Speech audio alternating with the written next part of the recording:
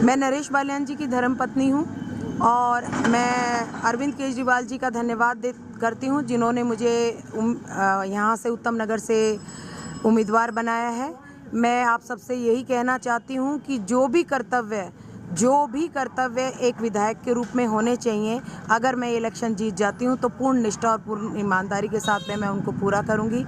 जहाँ तक इस इलेक्शन की बात है, मैं आपको ये बताना चाहती हूँ, ये कोई साधारण चुनाव नहीं है। हमने बहुत चुनाव देखे, आपने भी बहुत चुनाव देखे, लेकिन इस तरीके का चुनाव मैं पहली बार देख रही हूँ। मैं राजनीति में नहीं आना चाहती थी, लेकिन कुछ परिस्थितियाँ ऐसी घटी, कुछ घटनाएं ऐसी घटी जिसके स्वरूप मुझे राजनीति में आना पड़ा। मेरे पति के साथ, यहाँ के वर्तमान विधायक के साथ जो अन्याय हुआ है, उस अन्याय के विरुद्ध न्याय की लड़ाई लड़ने के लिए मुझे राजनीति में आना पड़ा। और मुझे पूर्ण विश्वास है कि जनता ने जो स्नेह उन्हें दिया, मेरे पति ने उनका बड़ा मान सम्मान किया, जो उनकी परिधि में कार्य आए उन्होंने उन कार्यों को भी पूर्ण किया। और जहाँ तक आरोपों की बात है, एक सोची समझी साजिश के तहत षड्यंत्रकारियों ने, विपक्ष ने नरेश बाल्यान जी को एक मोहरा बनाया और चुनाव के ठीक 2 महीने पहले उन्हें गिरफ्तार कर लिया गया। 1.5 साल से नरेश बाल्यान जी को लगातार धमकियां मिल रही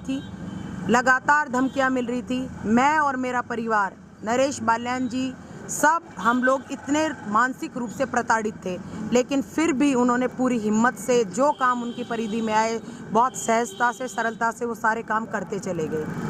आप एक बात बताइए, ये बहुत सोचने वाली बात है कि अगर वो दोषी थे, नरेश बाल्यान जी अगर दोषी थे तो 1.5 साल पहले भी दोषी रहे होंगे, तो 1.5 साल पहले क्यों नहीं उनको गिरफ्तार नहीं किया गया? इससे पहले एक केस चला, उन्हें क्लीन चिट मिल गई थी, और 2 महीने पहले बहुत सोच समझ के एक साजिश की गई, उसके तहत उनको गिरफ्तार किया गया। मेन मुद्दा सिर्फ यही था कि इलेक्शन हो और नरेश बाल्यान जी इलेक्शन नहीं लड़ सके, लेकिन वो कुल्हाड़ी पे पैर मारने वाली बात है। विपक्ष को कहते हैं ना, जिन्हें नाथ दारुण दुख देई, उनकी मति प्रथम हर लेई, विनाश काले विपरीत बुद्धि।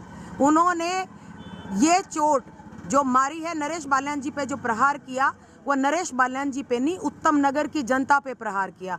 बच्चा जानता है। आप इतने लोग मार्केट में खड़े हैं, आप किसी से भी जाके पूछ लीजिए कि नरेश बाल्यान जी की शख्सियत क्या है। एक भी आदमी, मैं दावे के साथ कह सकती हूँ और बहुत गर्व है मुझे इस बात के ऊपर, ये नहीं कह सकता कि नरेश बाल्यान ने किसी से 1 रुपया लिया। दिल्ली में कुछ ऐसी सीटें हैं जो बहुत बड़ी हैं, जिनको हॉट सीट कहते हैं। क्या लगता है उत्तम नगर भी एक ऐसी सीट में शामिल होने वाली है जो बहुत बड़ी जीत दर्ज करेगी?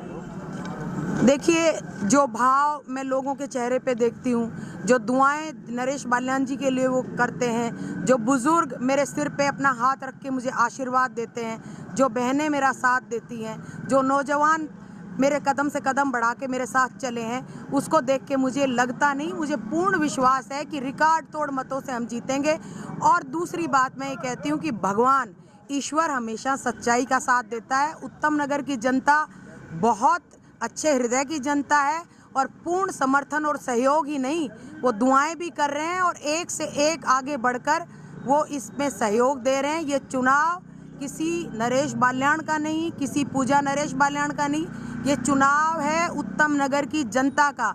उत्तम नगर की जनता ही चुनाव लड़ेगी, उत्तम नगर की जनता ही चुनाव जीतेगी। धन्यवाद।